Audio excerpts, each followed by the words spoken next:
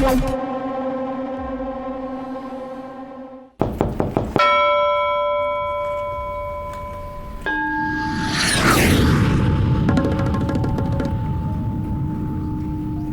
est-ce que je peux avoir la paix, bon sang? Quand je pense que tout ça a commencé avec quelques lignes gribouillées sur un papier. J'aurais jamais imaginé que cela aurait pris autant d'ampleur dans ma vie quelques années après. Qui n'a jamais rêvé d'une vie où il serait en paix tout le temps? Nous désirons tous vivre dans un monde où tout se passerait bien, avec notre famille, les amis, notre travail, la société en général. Nous en avons le désir, l'envie, mais concrètement, que faisons-nous pour tenter d'y arriver? La France, 5e puissance mondiale, on va dire 6e depuis le 2018. Je crois que l'Inde lui est passé sous le nez. Le pays, comme vous le savez, de la liberté, l'égalité, la fraternité, le pays des droits de l'homme, le pays où toutes les conditions sont réunies pour vivre en paix. On a la sécu, les aides sociales, la surconsommation. Nous avons tout pour être heureux et pourtant les Français sont champions du monde de la dépression. Dépression.org nous informe qu'une personne sur 5 a souffert ou souffrira de dépression durant sa vie. Doctissimo, lui, nous dit que nous sommes les plus gros consommateurs de psychotropes au monde et que cela ne cesse de s'empirer. Plus d'un quart des Français consomment des anxiolytiques, antidépresseurs, somnifères et autres médicaments pour le mental. L'Organisation mondiale de la santé estime que les troubles dépressifs représentent le premier facteur de morbidité et d'incapacité sur le plan mondial, avec une augmentation de 18% en 10 ans de 2005 à 2015. Le nombre de morts par suicide est de 25 par jour, c'est plus que le nombre de tués sur les routes. Le nombre de Français vivant seuls a augmenté de 50% depuis 1990. Le site Jurifiable nous confie que près de 45% des mariages finissent en divorce. Selon un rapport de la Fondation Abbé Pierre, le nombre d'SDF a augmenté de 50% depuis 1990. Selon le site stopviolencefemmes.gouv, 225 000 femmes sont victimes de violences physiques et ou sexuelles de la part de leur conjoint en une année.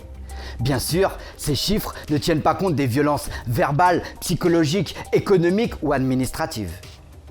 À savoir qu'une femme meurt en moyenne tous les 3 jours des suites de ces violences. Selon le site du ministère de l'Intérieur, 1,1 million de personnes ont été mises en cause pour des crimes et délits en France métropolitaine en 2016. Hors délit routier, bien sûr. Selon la Commission des affaires sociales de l'Assemblée nationale, 3,2 millions de Français seraient exposés au burn-out, le syndrome d'épuisement professionnel. Selon une enquête de l'UNICEF France, plus d'un jeune sur 3 serait en souffrance psychologique, en ajoutant que 28% des adolescents disent avoir déjà pensé au suicide et 11% seraient déjà passés à l'acte. Cette liste est beaucoup plus longue, mais je vais m'arrêter là. Ces chiffres sont effrayants et malheureusement bien réels. J'en suis arrivé à me poser la question, sur une vie entière, combien de temps passons-nous en étant totalement en paix avec nous-mêmes? Il est vrai que nous avons tous des hautes et des basses tensions. Mais d'une manière générale, sommes-nous en communion avec tout ce qui nous arrive? La réponse est généralement non, car nous sommes fluctuants, c'est-à-dire que nous réagissons en fonction des conditions extérieures. Tout comme un bateau prisonnier de la mer déchaînée. Arrivé sur la terre ferme, notre esprit est toujours sur le bateau, alors que la tempête, elle, est totalement terminée. C'est difficile de trouver la paix durable dans ces conditions-là, n'est-ce pas? Mais comment trouver la paix dans un monde qui nous paraît si violent, si injuste? Où nous avons l'impression d'être sans cesse agressés, un monde où il y a toujours des guerres, où la triste liste des faits divers est immense chaque jour. Un monde où la peur, l'égoïsme, l'individualisme règnent en maître. Mais où se trouve donc cet Eldorado de la paix? Existe-t-il vraiment? Et si oui, comment l'atteindre? Cette question, je me la suis posée à une période où j'avançais à l'aveugle à travers les flots d'obstacles de la vie. J'étais sujet à de grandes colères contre la société, contre les gens qui n'allaient pas dans mon sens d'une manière générale. C'est comme si j'étais esclave de mes émotions, de mes humeurs. Parfois, elles ne s'exprimaient pas directement, mais s'entassaient au fond de moi pour ressurgir de plus belle à la moindre petite altercation.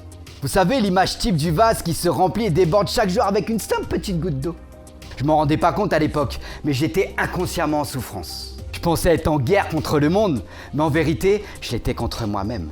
En guerre parce que je n'avais jamais vraiment pris le temps d'apprendre à me connaître à l'intérieur.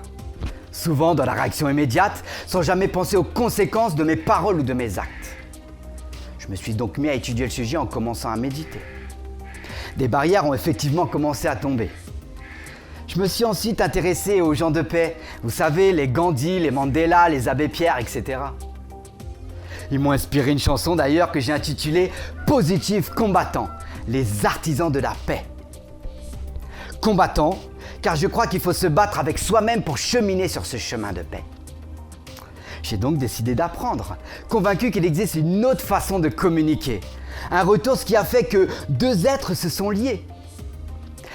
Il est vrai que quand tu passes pas ton temps à dénigrer, à critiquer, à enfoncer, l'espace est alors disponible pour que fleurisse en toi une graine. Reconnaître que la vie est bien meilleure quand les fautes de langage ne viennent pas interférer. Moins de prise de tête, plus de fluidité. J'ai décidé un jour qu'il était l'heure de consacrer du temps aux autres, de soutenir les causes qui ont du sens pour moi. Je rencontre beaucoup de personnes en souffrance, mais aussi beaucoup de bénévoles et de travailleurs sociaux impliqués. Le point commun de cette souffrance est selon moi le manque de paix. C'est pourquoi j'ai eu l'idée de créer l'Académie de la bienveillance. Une école qui propose des modules pour promouvoir les valeurs de paix, de communication, d'écoute, d'expression de soi. Aujourd'hui, je sais que cultiver la paix au quotidien est accessible à tous et ça commence maintenant. Ces quelques lignes gribouillées sur un papier m'ont permis de voir que nous sommes tous des positifs combattants à l'origine. Nous n'arrivons pas sur Terre avec un flingue dans la poche et des insultes plein la bouche. Non, nous arrivons en recherche d'attention, d'affection, d'amour. C'est pourquoi j'affirme que nous sommes tous des artisans de la paix à temps partiel ou en devenir. Car nous désirons tous vivre en paix, heureux.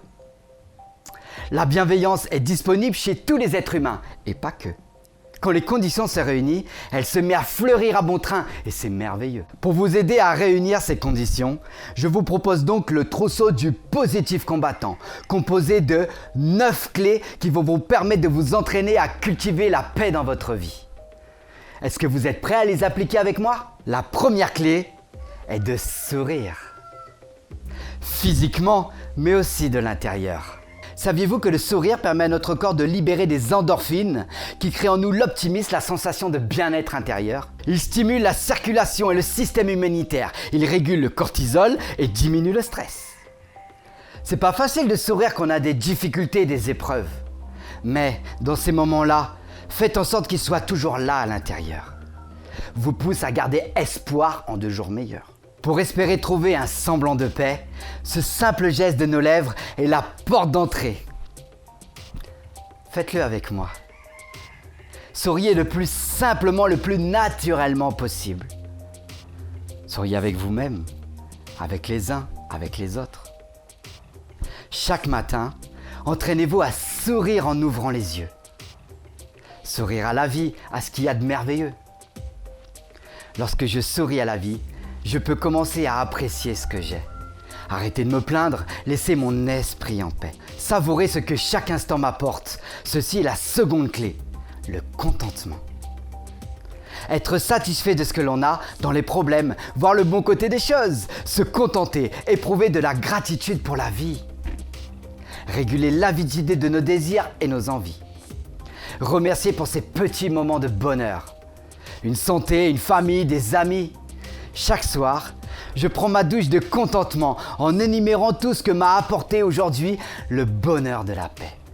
Lorsque mon sourire me contente, je peux alors commencer à lâcher prise, à laisser passer tous les pensées qui m'empoisonnent. Je change alors de vision, peu importe qui a tort ou a raison. Lorsque mon sourire me contente, je peux alors commencer à lâcher prise, la troisième clé. Laisser passer les pensées qui m'empoisonnent. Je change alors de vision, peu importe qui a tort, qui a raison. Lorsque je lâche prise, le principal est de préserver la relation. Transformer la colère, la tristesse en amour et compassion. Souffler un bon coup quand on sent que ça fait trop. Revenir à notre état normal, sans écho de l'ego.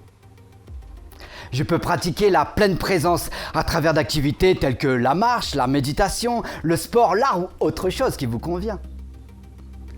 Je fais aussi des micro-pauses pour prendre le temps de respirer, ramener mon attention au présent, corps et esprit unifiés.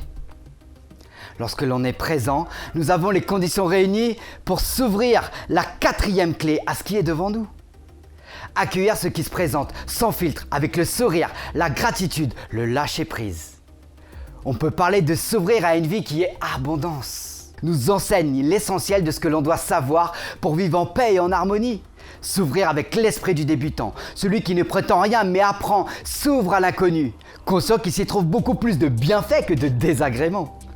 S'ouvrir sans concept, sans étiquette, c'est se rendre vulnérable, mais en phase avec son cœur bienveillant. S'ouvrir aux différences, les voir comme des richesses. La 5e clé concerne l'écoute. Apprenez à écouter pour comprendre ce qui s'exprime derrière les mots. Quels sont ses besoins à satisfaire? Souvent, on s'écoute sans écouter. Il y a interférence et cela est susceptible d'amener des conflits. Parfois, on s'écoute avant l'autre. Comme dans une soirée par exemple, vous savez, où tout le monde se coupe la parole. Cette clé nous invite à écouter sans juger, en totale présence de corps et d'esprit avec attention. Je m'entraîne donc à écouter plus qu'à parler. Je suis là, je reste concentré et pas en train de penser à autre chose. Écoutez-vous, écoutez vos aspirations, vos besoins de paix et de sérénité. Mettez vos oreilles en action pour accueillir ce qui est. Lorsque l'on pratique ce type d'écoute, il devient plus aisé d'apprendre à comprendre et compatir. La 6e clé, avec une personne en détresse par exemple. Au lieu de juger, de critiquer, de diviser, on se connecte à ce qui anime tout être. Comprendre ne signifie pas cautionner, mais d'essayer de se mettre à la place de l'autre. Comprendre ses motivations et avoir de la compassion pour les souffrances engendrées par l'action. Comprendre l'incompréhensible, celui qui se cache derrière cette âme sensible. C'est comprendre aussi sans l'intellect, mais avec l'affect. Aller sur la montagne de l'autre, se connecter à lui. Comprendre que lorsqu'il est en colère, c'est qu'il souffre et que votre but n'est pas d'attiser, mais d'apaiser. À ce stade, la compassion est un bon outil pour remédier aux perturbations mentales et aller droit à l'essentiel, sans passer par la case « je critique, je juge ». Comprendre que la relation est importante et que la paix reste votre priorité. C'est pourquoi la 7e clé est de communiquer avec bienveillance. Ça veut dire quoi au fait? Ça veut dire ne pas dénigrer, prendre en compte la subjectivité de chacun, la liberté de penser différemment, même si cela nous paraît parfois choquant. Ça veut dire une parole qui n'exige pas, n'ordonne pas, mais propose. Prend en compte les sentiments et les besoins des personnes. Ça veut dire authentique et sincère, sans aucun désir de s'imposer. Ça veut dire pratiquer le consensus, la prise en compte de chacun. Pour espérer obtenir la paix dans sa vie, il est nécessaire de la servir avec la 8e clé, chacun à notre niveau. Servir notre prochain, qu'il soit proche ou lointain d'ailleurs. Être disponible pour l'autre et pour nous aussi. Servir la paix en aidant, en accompagnant les gens en souffrance. 2 heures dans ta semaine, c'est quoi franchement? Servir ce qui a du sens, ce qui apporte joie et confiance, réconfort. Cela nécessite de sortir quelquefois de sa zone de confort. Donner de sa personne, apprendre à donner sans rien attendre en retour. Partager l'altruisme qui nous habite tous. Endormi peut-être, mais ne demande qu'à s'éveiller et être. Serre la vie pour qu'elle se fluidifie dans l'harmonie. Ne fasse qu'un avec le serviteur de la paix. À ce stade, tu te connectes au vivant. Tu as fait le tour du cercle des positifs combattants, mais il te manque une clé pour la faire fonctionner véritablement. Cette clé, la 9e, c'est l'intention. Car sans elle, aucune des 8 autres clés ne sont possibles. Elle impulse l'énergie de vie, nous pousse à agir. Chaque matin, je me lève avec l'intention de cultiver la paix dans ma journée et faire face aux conflits s'ils se présentent devant moi, de façon bienveillante bien entendu. L'intention d'être en cohérence avec ce qui vibre au fond de vous, d'être à votre place n'importe où. L'intention de dénouer les tensions en vous et autour de vous. Même si vous n'avez pas de grands moyens, vous êtes capable d'impulser comme moi votre sourire, éprouver de la gratitude pour ce que la vie vient offrir, lâcher prise face à la pression, souffler et s'ouvrir à l'instant, écouter ce qu'il s'y passe, comprendre et compatir pour ces souffrances en masse, communiquer de sorte qu'un climat de paix s'installe, servir la vie, cultiver l'altruisme quand vous le pouvez, aider autrui. Nous sommes reliés avec l'intention de vivre la paix et la transmettre à notre tour en incarnant le positif combattant. J'espère que ces quelques lignes gribouillées sur mon papier vous aideront à éclaircir vos horizons, à instaurer l'esprit de la colombe dans votre quotidien. Le 21 septembre est la journée internationale de la paix. Alors, êtes-vous prêt à vous entraîner pour l'instaurer dans votre calendrier à chaque jour de l'année ? Je terminerai avec le slogan de l'artisan de la paix, positif combattant, qui dit Je m'engage à m'entraîner à sourire, à prendre le contentement et lâcher prise et m'ouvrir, écouter, comprendre et compatir, communiquer et servir, l'intention bienveillante à offrir. Cette vidéo vous a plu? Abonnez-vous, partagez-la et mettez un petit j'aime.